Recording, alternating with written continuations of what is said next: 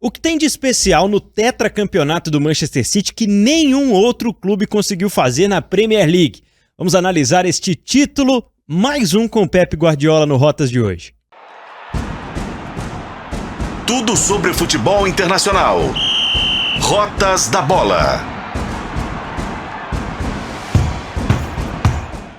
Oi, seja bem-vindo, seja bem-vinda, tá no ar mais um Rotas da Bola, episódio 132 do nosso podcast de Tempo Esportes, que fala especialmente do futebol internacional e nada mais especial que falar do time do momento, né? O time dos últimos anos. Vamos falar sobre mais um título do Manchester City, tetracampeão da Premier League, concretizado, né, nesta semana que estamos vivendo. Eu sou o Pedro Abílio e comigo o editor do Tempo Esportes, Fred Jota. Tudo bom, Fred? Tudo bom, Pedro. Nós vamos elogiar mais uma vez o mais elogiado da história do Impressionante, Rotas da Bola, né? Impressionante. É o time que melhor se defende, é o time que melhor ataca e só não vai disputar mais uma final de Champions League porque encontrou uma parede madrilhenha que ninguém esperava dentro da grande área e teve azares também nessa semifinal, mas poderíamos estar aqui mais uma vez falando de outro treble com Champions League no meio do caminho, né? Porque vai ter um treble, mas e contando com outros torneios. Ou não foram 3 dessa vez? 2, né? Ah, é, 2. Tem a Copa ainda. Vai conquistar a Copa fatalmente. Nós estamos falando de um possível double.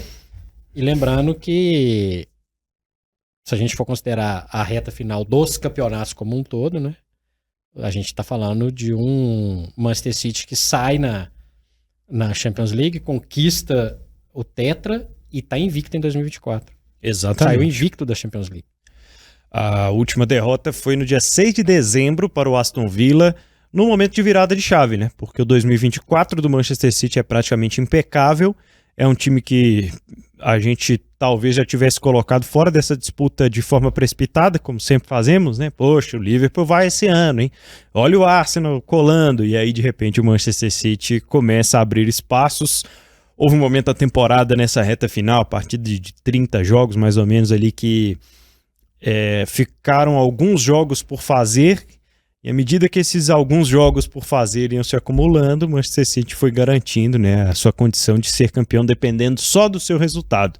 Não como fez o Arsenal, que deixou a lição para a última rodada, e aí contar com a sorte de o West Ham bater o City no Etihad seria pretensioso demais, né? Podia empatar, né? Aliás, o West Ham tem um momento que o Souček faz um gol de mão, né?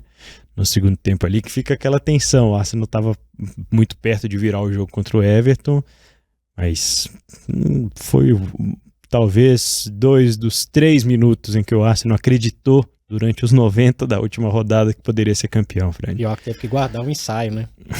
É verdade. Lembrando que o Liverpool também chegou a ensaiar alguns anos atrás, mas a gente está falando de uma excelência impressionante. Vai ter alguém que vai reclamar, poxa, mas ficou monótono, são 4 seguidos, 6 nos últimos 7 e por aí vai. O Guardiola deixou muito claro que o problema, entre aspas, não é só dinheiro, né? É. Ele fez a conta lá, nos últimos 5 anos, o Manchester United gastou mais, o Chelsea gastou mais, o Arsenal gastou mais. E se a gente for pegar, Pedro, no pacote, o Manchester City do Guardiola, multicampeão, em nenhum momento, contratou aquele jogador totalmente galáctico. Verdade. Você pode falar do Haaland, que era um jogador disputado ali no mercado, mas ainda não tinha aquele... E antes do Haaland era o Harry Kane, que pelo tamanho da conta eles não quiseram, né? Exatamente. Então, não estamos passando pano não, tá? Mas eu acho importante a gente ressaltar algumas situações. Você vai falar que o Akanji é um jogador fora da curva, nossa, um galáctico. Nem o Rodri era. Joga muita bola, uma coisa impressionante. Mas ele não era o cara galáctico. Ele não era o que o Bellingham é hoje. Que já chegou no Real Madrid com status diferente. Né? Galáctico a gente sempre vai lembrar do Real Madrid. Não é igual a contratação do Modric pelo Real Madrid, do Kaká, do Cristiano Ronaldo e de mais tantos. Felipe Coutinho no auge, indo para o Barcelona. Suárez indo para o Barcelona. Jogadores que carregam esse carimbo de galácticos. Nós estamos falando de um time que é muito operário, sempre foi, inclusive a gente vai lembrar algumas peças que saíram, o Gundogan, Fernandinho, Mahrez, dá pra lembrar mais alguns aí. O Gabriel Jesus, jogadores que cumpriram a função, mas nenhum cara, aquele que vai gastar 1 bilhão aqui e ali. Lembrando, para fazer uma comparação na própria cidade, o United gastou mais no Maguire do que o City gastou no Haaland. Só pra gente ter uma noção de como empregar bem ou não o seu dinheiro. E se pagou mais pro Maguire, pagou muito mais pro Antony, por exemplo. Só pra gente ter uma noção do que significa o feito do Guardiola. Empregou bem o dinheiro que tem, que é muito. Em nenhum momento a gente está falando que é pouca grana. Conseguiu, ao longo dessa trajetória do catalão em Manchester, trazer jogadores que estavam à disposição, mas que ninguém prestava tanta atenção assim. De Bruyne, lá no futebol da Alemanha. Gundogan, que eu acabei de citar. O próprio Mahrez era do Leicester. Fez um campeonato espetacular no Leicester, mas não era um jogador tão extra classe. Pinçou o Walker lá do Tottenham. Né? Pegou o Guardiola. E por aí vai.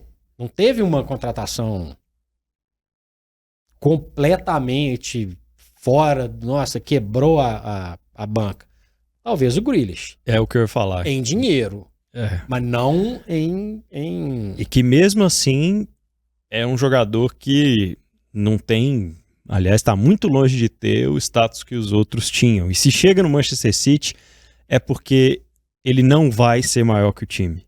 Jamais. Ele não vai ser maior que o time, como aconteceu em vários outros momentos nos principais adversários da Europa. E lembrando que nesse pacote a gente tem que falar já de um processo de construção de identidade, de marca, de trabalho de muito tempo. A gente pode falar de Rico Lewis, a gente pode falar de Oscar Bob e, principalmente, você sabe de quem, né? De Phil Foden. O Phil Foden tem 23 anos, ele tem 6 Premier League. Ryan Giggs, que é o recordista com 13, que se cuide, hein? Acho muito importante isso, porque tem esse outro lado também, de uma melhoria de estrutura, de um foco na construção interna de jogadores. Lembrando que nesse processo também teve jogador que passou por lá e não ficou, né, Pedro? Verdade. E só para eu não perder aqui o fio da meada, o Phil Foden, 19 gols e 8 assistências, eleito o craque do campeonato. Tinha muito tempo que a gente não via, o Fred, um jogador que não é o Harry Kane, que não é um centroavante inglês, ter a possibilidade de ganhar o destaque que tem o Phil Foden. E eu acho que ele está trazendo de volta à Inglaterra a sensação de que é uma geração de ouro. Porque o Phil Foden, muita gente vai se perguntar, de onde surgiu? É uma cria do Manchester City. É uma cria da Premier League. O Phil Foden, diferente do Bellingham, ele constrói a sua carreira no top 4 do campeonato inglês ou no top 1, como a gente tem visto na maioria das vezes em que ele disputou a Premier League, ele ganhou.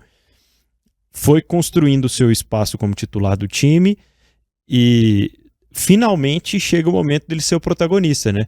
Se há 2 anos o Haaland veio para ser a cara, não maior que o time, mas para ser a parte comercial de um Manchester City, tanto que cogitado para ser bola de ouro, etc. Outras coisas que alguns outros jogadores do City, mesmo em temporadas exitosas, não tinham conseguido nesse nível. Mas o Phil Foden tem tudo, dependendo da Eurocopa, para beliscar um prêmio desses, para se tornar um jogador ainda maior e para aí sim ser uma cara comercial junto do Haaland desse City, né? E ali é uma história de lealdade, de paixão, que tudo isso acho que compõe também. E eu acho que a tendência é que a gente veja isso acontecer mais vezes. A gente não sabe até quando o Guardiola fica, né? Verdade. Diz que não garantiu a renovação, né? Pelo menos até o fim da próxima. Então, no momento, estamos falando do Guardiola até meio de 2025. Mas tem mais jogador para sair. Aliás, eu te interrompi nessa questão dos que não conseguiram permanecer. Você estava se referindo a quem exatamente?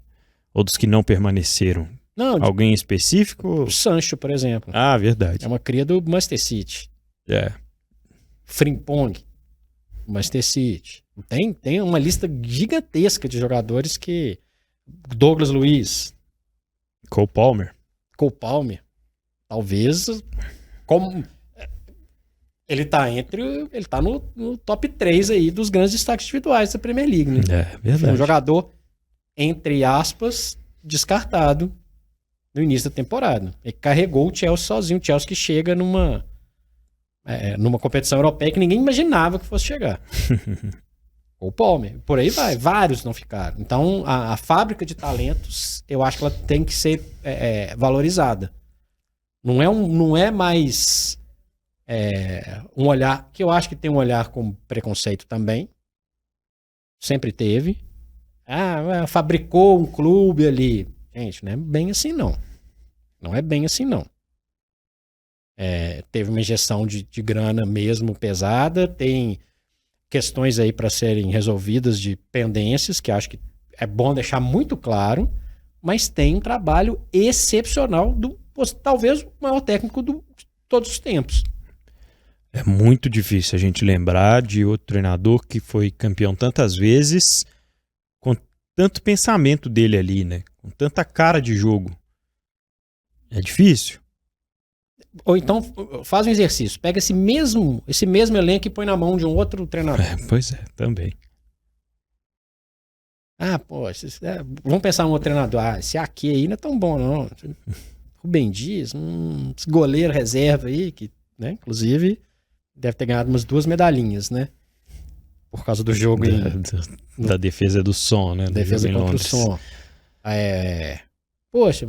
Kovacic, tava ali encostado. Tirando os 11, acho que ele é o 12º com mais minutagem, então é o primeiro reserva da cabeça do Guardiola. Muitas vezes foi titular, né? Tô falando só em minutos em campo na temporada. Lembrando que é um time que abriu mão do seu capitão na última temporada, o Gundogan, que teve uma temporada espetacular, abriu mão de outros jogadores ao longo desse processo. É muito interessante como que abre mão, Mahrez, por exemplo, e mantém um nível que é um nível impressionante.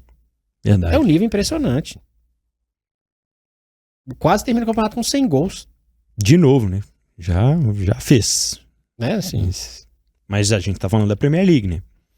E a gente tá falando de uma Premier League também que não começou exatamente dominada pelo Manchester City. É um City que deitou e rolou na fase de grupos da Champions League, como imaginávamos, mas a primeira parte da temporada no campeonato inglês dava alguns sinais de que o City pudesse oscilar. Acho que principalmente por causa da lesão do De Bruyne. E ele demorou um pouquinho a voltar e a voltar ao ritmo de jogo que a gente espera do De Bruyne, né?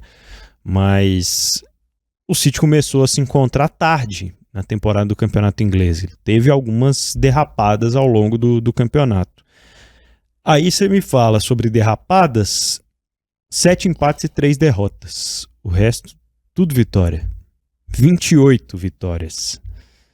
Como é que derrapa desse jeito, né? Sabe, é uma coisa impressionante. Eu confesso que em algum momento da Premier League falei, vai ter um final feliz e emocional, esse título vai para Anfield, vai coroar a carreira do Klopp no Liverpool. O Liverpool chegou a ser líder. Tinha um momento até que o Arsenal estava um pouco distante e depois começou um processo de recuperação. E eu falei, poxa, acho que dessa vez vai dar Liverpool. E aliás, foi uma atrás da outra, né? O Liverpool, em todas as competições, ele foi derrapando, foi perdendo jogadores, foi mudando o jeito de jogar, porque tinha muita ausência. Mas o Guardiola manteve uma coisa que ele tem desde a sua chegada na Inglaterra: consistência. Consistente o tempo inteiro, focado. Para ele não tem essa do jogo fora, jogo em casa. Para outros também não tem, mas pro Guardiola é uma coisa... Você fica sempre naquele pezinho atrás. Será que o time tal vai derrapar ali, vai ganhar aqui? O City. E depois que o De Bruyne voltou, inclusive um jogo emblemático da campanha, é o jogo da volta do De Bruyne, St. James Park, Newcastle, que também teve uma temporada irregular, vencendo o jogo, ele entra, faz um gol de fora da área, empata o jogo e dá um passe daqueles maravilhosos que ele dá.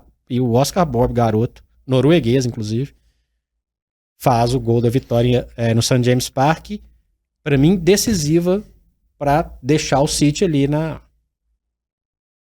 briga. Até porque nós estamos falando de uma reta final, de um fim de campeonato, na verdade, com 2 pontos de diferença do campeão pro vice. Saldo de gols igual, inclusive. Saldo de gols igual. Por isso tinha até a chance, a possibilidade, né, do Arsenal vencendo e o City empatando na última rodada, o Arsenal ainda ser campeão. Mas foi o mais difícil, Fred, desses últimos anos, das conquistas do City? Das do Guardiola, sim. Porque teve aquela com o Liverpool recente, né? Mas eu acho que mais difícil que essa só lá do Agüero 2012, né? Que foi um campeonato decidido no saldo de gols, viu? É verdade. Nos acréscimos.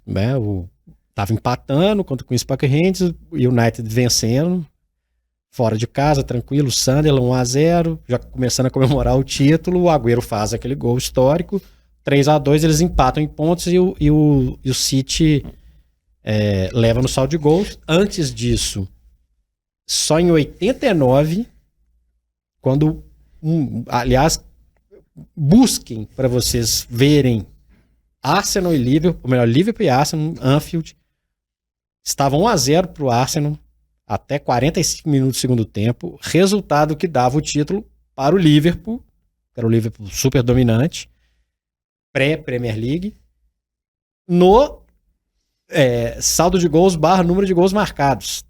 O Arsenal faz 2-0 nos acréscimos em Anfield e leva a então primeira divisão. Depois disso, o City de Agüero, e tinha chance de ser nessa Premier League, caso os dois terminassem empatados. Só tinha uma combinação, que era o City empatar e o Arsenal vencer. Só ia falar, talvez não seja uma informação relevante para quem acompanha no dia a dia, mas para quem não está ligado nos detalhes, o primeiro critério de desempate da Premier League é o saldo de gols, porque aqui no Brasil a gente está acostumado com o número de vitórias, né, ser o primeiro critério de desempate. Na Premier League é pelo saldo de gols, independente do número de vitórias. Depois o número de gols marcados. Depois o número de gols marcados ainda tem essa grande diferença. Falar em gols marcados, 19 do Phil Foden, 27 do Haaland, que foi o artilheiro do campeonato pela segunda temporada, 2 de 2, mesmo ficando um tempo machucado. O Haaland ainda deu 5 assistências, foi um dos maiores participadores em gols no campeonato inteiro. E 10 assistências do De Bruyne, que já falamos aqui, né? Passou um bom tempo do início da temporada machucado também no campeonato inglês. Seleção de todos os tempos da Premier League. Tem o De Bruyne e não tem? Tem. Então beleza, pode seguir. Eu acho que tem. Você acha também? Eu tenho certeza. Eu acho que tem o De Bruyne, que já colocou o nome dele na história desse campeonato. Qual que é o peso por outro lado, Fred? O Manchester United vive um inferno que não termina. E vai passar uma temporada longe das competições europeias, em meio à venda do clube, em meio à possibilidade, se classificasse para a Champions, teria um investimento diferente. Agora precisa de um investimento, mas não tem a carta na manga para atrair, de repente, um jogador que está ali com uma outra proposta na mesa que vai disputar a Champions League. Tentou 2 vezes, né? Foi 2 vezes nessa era Premier League com Ferguson, não conseguiu vencer os 4 títulos. Aliás, é uma imagem muito emblemática, né? A transmissão da Premier League mostra o vestiário com a escrita que a comissão técnica mandou colocar no vestiário do City, né? Que nenhum clube conquistou 4 vezes seguidas a Premier League. Reticências ainda. E aí é um ponto motivacional bem legal. Mas tem um peso pro lado vermelho de Manchester esse tetra também, né? Lembrando só uma questão. Não só a Premier League. Toda a história da primeira divisão inglesa, que começou lá no século XIX, ninguém ganhou 4 vezes seguidas. Então, é um feito impressionante. Tem um peso. Tem um peso gigantesco. A gente está falando de um time que terminou o campeonato em 8º lugar. E desmontando, né? Com saldo de gols negativo. Pois é. O City terminou com 61 positivo. Então, assim, a gente está falando de uma das maiores receitas do futebol mundial, uma marca valiosíssima, um pacote valioso de maneira geral, né? Clube, jogadores, etc. E talvez a imagem mais emblemática do ano do United, sempre chove em Manchester, às vezes vira Manchester. E choveu dentro do vestiário, choveu depois da derrota do Arsenal, que também foi melancólica para o Arsenal. O Arsenal 1000 vezes melhor do que o Manchester United, ganhou com justiça, mas ver o Old Trafford, um dos templos do futebol do mundo, com vazamento dentro do vestiário, que bancada alagada. Que bancada, né? Parte camarote, é uma cena tão lamentável. Nós estamos em 2024, Pedro. A gente não tá mais na era do futebol inglês raiz, com buraco em estádio. Tá? Aliás, na época do buraco no estádio não tinha isso, né? É verdade. É uma cena tão emblemática que acho que condiz com o que o Manchester United entregou. Lembrando que a gente tá gravando esse episódio do Rotas da Bola que você tá ouvindo nesta semana antes da final da FA Cup, que é United e City. Se der United, o United vai jogar a Liga Europa. Se não vencer o rival, adeus. Adeus, não joga nem a Conference. E aliás, tendo em vista as últimas participações de United em competições europeias, é melhor nem participar. Para não ficar passando vexame. Então, se eu falo aqui que o City aplica bem o seu dinheiro, resolve bem sua estrutura, tem revelado bem, nós estamos falando quase que do oposto, né? Total. Contrata mal, gasta mal, não tem identidade. Quem está sendo revelado está no meio do furacão da bagunça. Virou uma frigideira para fritar jogadores. O Casemiro talvez é o grande exemplo. Foi mal também, tem a parcela dele, mas um show de horrores. Aí a gente vai pensar num meio onde que o dinheiro domina também, né? Não é só o jogador. Peraí, eu vou colocar o patrocínio aonde? No time que tá com estádio com goteira, vazamento, que nos últimos 2-3 anos afastou 2 jogadores por agressão a mulheres. Olha o show de horrores.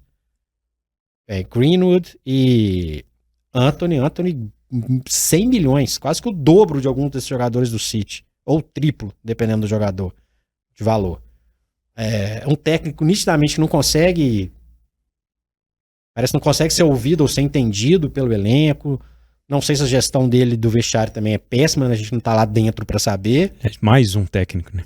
Com essa condição no United. Em escolhas de técnico anteriores também, controversas, e isso com dinheiro. Imagina se não tivesse dinheiro. Se a gente tá falando do Phil Foden, né? Ele joga com 47, né? Mas o 10, entre aspas, do City, o 10 do United criado e que viveu o United a vida inteira, não consegue jogar, que é o Rashford. É um show de horrores. Espirra. O Ferguson fez o inverso muito bem, né? Provocava o tempo inteiro, e etc, e cutucava, né? E não era o City que rivalizava com pelo menos nos tempos dele, né? No auge, né? Mas pro final já tinha o City com mais poder. Agora, não tem isso de ficar zoando o United, né? Não é uma característica do Guardiola. Mas assim, imagina o torcedor na rua. Vai ter que acontecer alguma mexida. Lembrando, repetindo, a gente está gravando antes da final da FA Cup. Ano passado, a final da FA Cup foi entre os dois. Com 1 minuto, estava 1-0 pro City. Em condições normais, a tendência é que isso aconteça mais uma vez. E era um United bem mais equilibrado, né? Um United que nesse ano promete fortes emoções aí. Fortes emoções. É futebol, as coisas podem acontecer, enfim, a gente sabe, mas assustador. Mexe, balança, vale a pena trocar o técnico? Não sei, mas eu acho que a estrutura por trás está tão confusa que eu não consigo falar que é culpa do técnico só. Bom, pessoal, se toda a história de um êxito, um herói tem um vilão, talvez o grande antagonista tenha sido Jürgen Klopp, que aliás arrancou voz embargada e quase lágrimas do Guardiola na entrevista coletiva ali depois do título.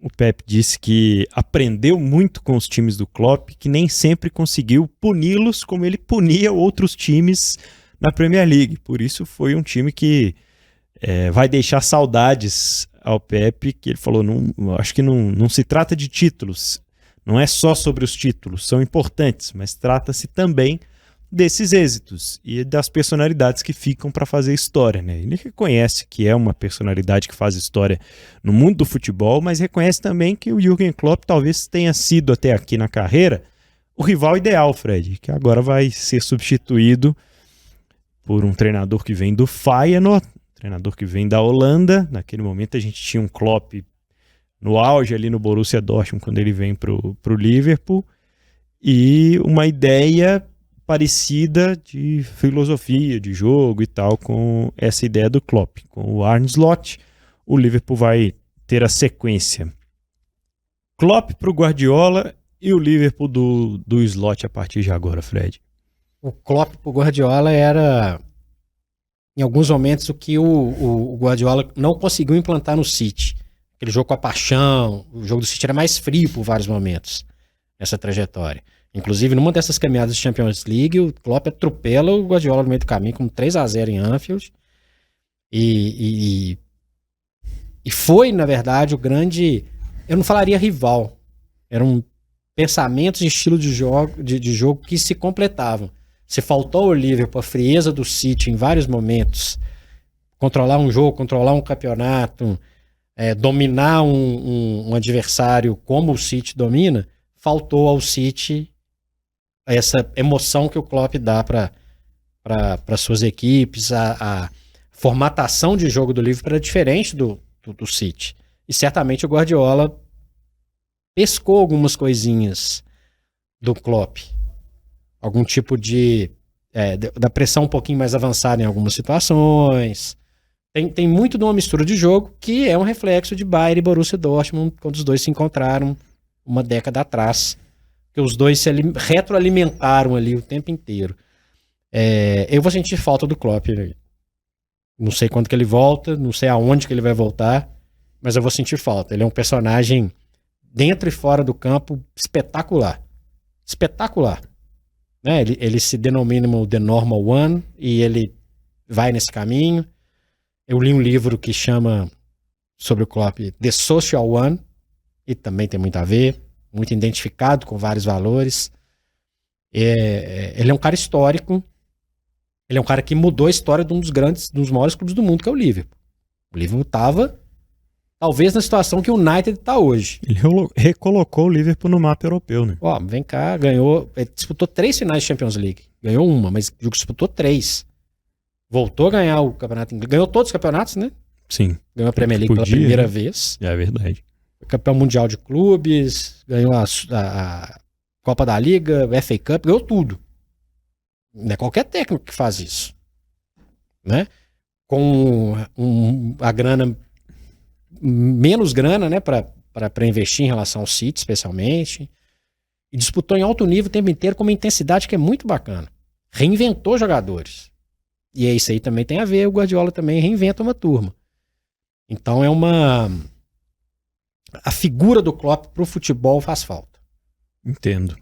Lembrando também. Que no discurso dele, você pode não gostar do Liverpool, você pode nem ver a Premier League e tal, mas dá uma balançadinha lá na hora que você vê a despedida como foi feita. E ele terminou cantando o nome de Arne Slot. É verdade. Chamou a torcida para cantar num ritmo que normalmente era o Jürgen Klopp, mas falando de Arne Slot. É assim que vai ser recepcionado o novo técnico dos Reds. Espetacular. Últimos destaques aqui sobre a Premier League. Acho que para mim o time do Unai Emery é o grande destaque coletivo, com o Ollie Watkins como talvez a grande surpresa, né? Não se acreditava que fosse brigar por artilharia, que fosse ser a referência que foi para o time. Você falou do Douglas Luiz no City, mas se torna um grande protagonista nesse meio campo do Aston Villa também. Foi muito agradável de ver jogar o Aston Villa premiado com esse posto de Champions League na próxima temporada, que o Tottenham não teve, não conseguiu sustentar. Por mais que o time do Ange Postecoglou ele fosse diferente dos últimos times do Tottenham, parecia ser um pouco mais consistente, as coisas internas começaram a não funcionar tanto assim numa reta decisiva de temporada. E aí nós tivemos a decepção que foi o Manchester United, como já falamos, E um Chelsea que começou muito mal e precisou dar a volta por cima no 2024, que foi ok. Mas não foi suficiente para levá-lo à Champions. Então, para mim, é uma temporada baseada no que o Aston Villa pôde oferecer, inclusive o último algoz desse Tetra City que a gente está falando aqui. Acho muito interessante que fala muito dessa rotina da Premier League, mas a gente teve o Newcastle classificado para a Champions League anterior, agora o Aston Villa. Isso é sinal de que tem forças que conseguem ocupar algum espaço, acho isso legal, dá uma mexida.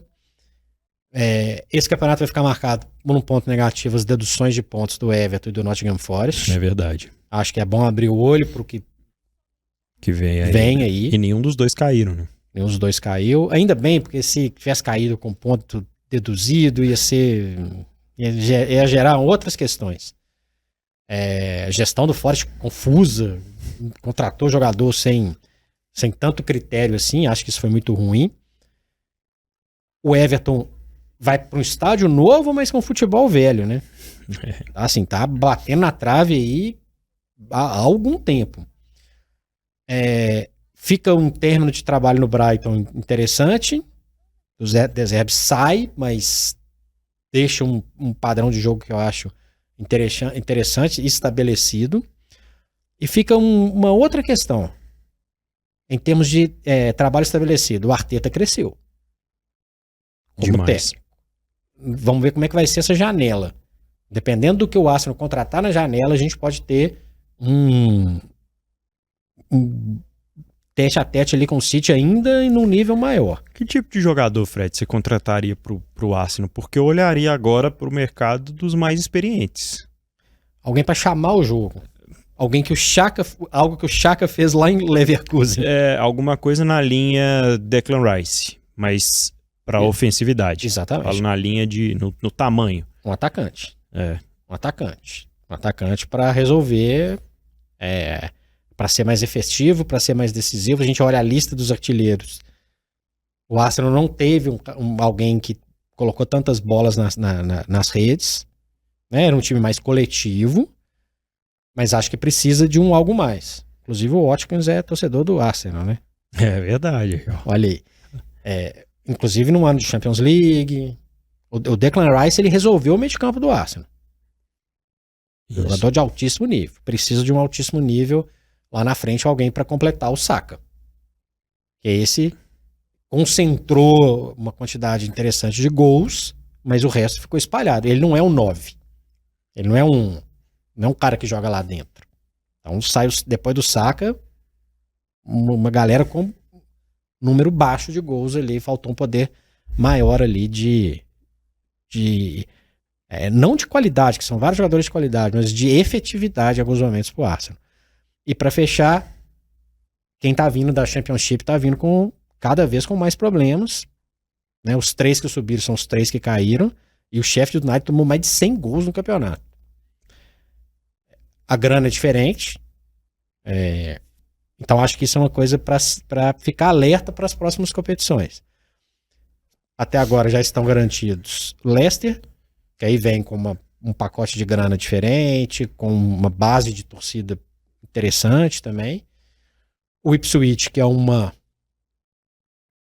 incógnita, inclusive o técnico é o Maquina, que era auxiliar do Solskjaer no Manchester United, o nome dele acabou rodando aí por Old Trafford. E ainda vai ter a decisão entre Leeds e Southampton, exatamente 2 times que bateram e um deles vai voltar.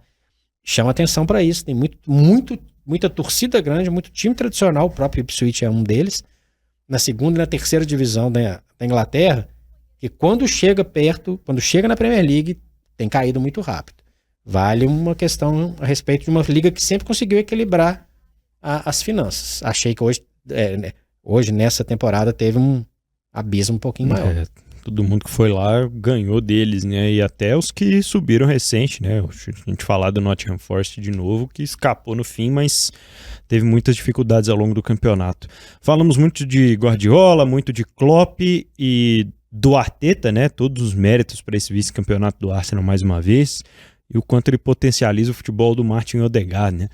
Não conseguiu se firmar no Real Madrid, mas o Arsenal realmente se tornou uma grande liderança na criação das jogadas. Vamos dar uma passada, uma penteada aqui pra gente fechar esse Rotas da Bola, Fred, nos outros campeões nacionais que tivemos futebol europeu afora. É chover no molhado falar desse Real Madrid, mas numa temporada em que o Girona, que não conseguiu sustentar ali a briga com o Barça pela vice-liderança até o final, mas foi o grande destaque e todo mundo que falava que era o elefante em cima da árvore queimou a língua, né? Permaneceu e vai jogar a Champions League. Rotas da Bola, inclusive, né? Não, mas assim, a gente tinha falado que ele não ia encontrar tantos desafios fora do G4, né? Para jogos contra os outros times, se mantivesse aquele jeito de jogar ali, né? Eu imaginei que disputaria uma competição europeia, mas não achamos. O Real Madrid vencer é um chover no molhado. Obrigação. Assim, não é um atrativo assim. Então por isso que os olhos olham diretamente porque é o diferente. E fica o Girona como uma expectativa de mudança de patamar. Não seja um patinho feio que vai lá uma vez e de repente desapareça. Tomara que o que eu falei um pouquinho antes a respeito do City, né? Já que tá ligado ao grupo City, que também seja um ponto de inflexão interessante, de revelação de jogadores, mas também de resultados. A La Liga ainda é um campeonato que traz poucas novidades. Ainda é um campeonato até de um jogo fluido, rápido, que eu gosto, mas a disparidade é muito grande. O Barcelona teve uma temporada muito ruim, Pedro. E assim, vai jogar a Champions League. O Atlético de Madrid oscilou a temporada inteira. Vai jogar a Champions League. Então, sabe, o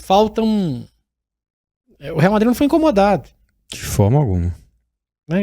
Talvez pelo Girona no início, mas era passageiro. E assim, né? Pro Real Madrid fica a decisão da Champions que é um outro patamar, uma outra situação. Mas La Liga tem sido menos atrativa a cada ano que passa. Por outro lado, a gente tem uma Série A italiana que vai sendo diferente, né? A gente fala do Napoli campeão, a gente fala agora da Inter de Milão. A Inter volta a conquistar o título e conquista o título com muitas rodadas de antecedência. Depois uma briga por Champions League que foi muito interessante até o fim, né? E vamos ter Bolonha e Atalanta na próxima Champions, graças ao coeficiente europeu que coloca, né, uma quinta vaga no campeonato italiano. E o Bolonha do Thiago Motta, né, que tem sido até ventilado para ser o substituto do Allegri lá na Juventus. O brasileiro naturalizado italiano enquanto jogador, enquanto bom volante que era, agora trouxe um jeito diferente de jogar para o Bolonha, que vai jogar uma Champions League. Lembrando que o Bolonha não precisava da vaga extra, tá? É verdade. Ficou no G4. Aliás, o Atalanta precisa de um pontinho ainda. Posso ser um dedo duro aqui? Por favor. Estamos gravando esse podcast no momento exato em que na penúltima rodada do italiano temos Bolonha 2, Juventus 0. Era a chance da Juve ficar em terceiro. Trabalho brilhante. Completamente surpreendente. Ocupou o espaço de gente que decepcionou. Para mim, o Napoli é a maior decepção da temporada italiana. Verdade. Né? Um 8º lugar, um campeonato ruim, o Osimhen brigando com a direção. E segurou a galera, né? Até agora, a estrutura o pessoal tá lá, da né? temporada passada, exceção ao técnico, né? E boa parte ali do time. Enfim, para mim, uma grande decepção. Não imaginava que a Inter fosse nadar de braçada. Imaginei um campeonato mais equilibrado. Pra gente ver a importância de chegar na reta final da Champions League em termos de grana, né? Exatamente. Então ali fez uma diferença. O Milan teve uma temporada estável. Também foi outro que arrecadou um din-din na temporada passada. E digno de atenção também a irregularidade da Juventus. Irregular a temporada inteira. Assim como a Roma, que demite Mourinho, talvez tivesse demitido antes, ou tivesse colocado o De Rossi antes, talvez a gente estava falando da Roma numa outra situação. Uma situação que parece que a Roma sempre bate tem algo que trava a Roma de dar um grande salto. Para mim, uma decepção da temporada, apesar de ter ido bem em competições europeias, foi bem na Liga Europa, mas me decepciona um pouco.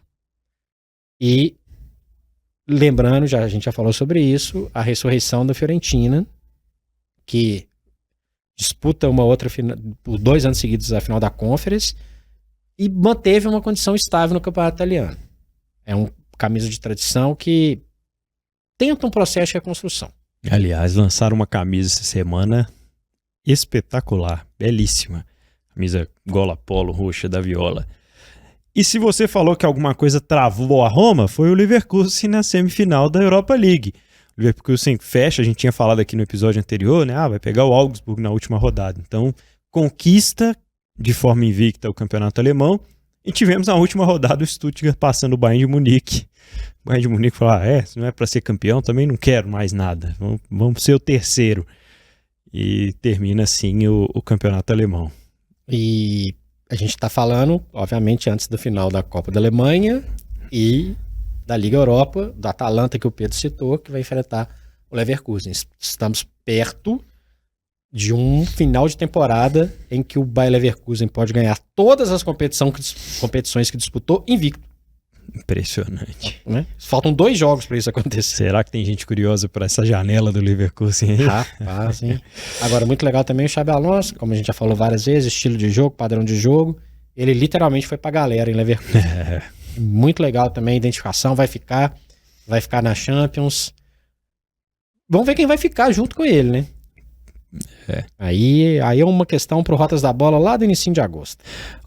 Portugal, o Sporting campeão com 90 pontos, fez pontuação de Manchester Premier City, League, né? fez pontuação de Manchester City. E olha que lá tem 4 rodadas a menos que o campeonato inglês, hein? E eu vi uma postagem de algumas pessoas na rede social falando que, poxa, mas o Sporting ganhou o campeonato tem quanto tempo? Eles não param de comemorar. Eles fizeram festa mesmo. Eles fecharam as ruas de Lisboa. Foi um espetáculo. Foi um espetáculo a festa do Sporting, com jogadores em destaque que vão entrar numa listinha do Rotas da Bola em especial. E muito interessante o jeito do Sporting jogar e levar jogadores, recuperar jogadores e colocar jogadores no mercado. Se conseguir deixar alguns jogadores por algum tempo lá, o Sporting pode ser mais efetivo dentro de casa. Porque ganha um título, desmonta, jogadores vão para todos os lugares. Bruno Fernandes, por exemplo, é um deles. Demora um tempo para ganhar um campeonato de novo. E é legal também uma participação efetiva do Sporting na Champions. Há muito tempo o Sporting não tem uma participação, pelo menos por uma fase mata-mata, enfim. Dá um salto diferente ali pro Sporting e pro Sporting, né? E pro futebol português, que teve destaques pontuais em todas as últimas Champions League. Meu último ponto nesse episódio 132 do Rotas da Bola é uma dica para o nosso ouvinte/espectador. Vão procurar aí a última rodada do campeonato turco para vocês acompanharem em algum lugar, porque tudo indicava que no clássico do último fim de semana o Galatasaray ia ganhar do Fenerbahçe em casa e ia ser campeão. São 3 pontos de diferença.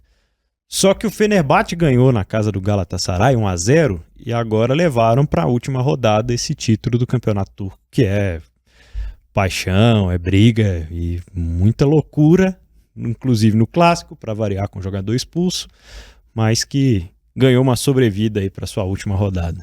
Lembrando que num país vizinho ali, o PAOK foi campeão grego, não foi o Olympiacos, finalista da Liga Europa. Nem o AEK, que vai receber o estádio, o dono do estádio vai receber o Olympiacos nessa final.